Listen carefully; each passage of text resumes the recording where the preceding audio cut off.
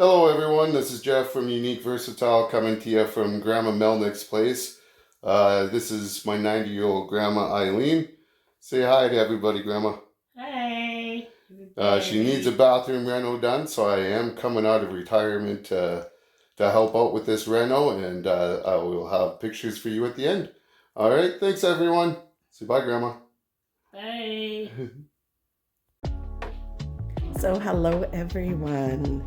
We have my mother, who is 90 years old. Her basement bathroom needs redoing.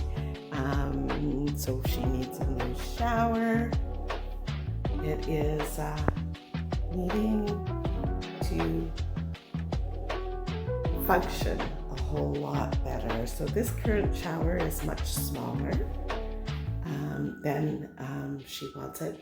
And it has been potentially, we think, maybe leaking a little. So we cut some holes to take a look, see, and we're going to do a complete reno just to make absolutely sure there's no leakage in there. So the shower right now is just a little surround install, and we're going to see what we can give my 90-year-old mother. And of course, the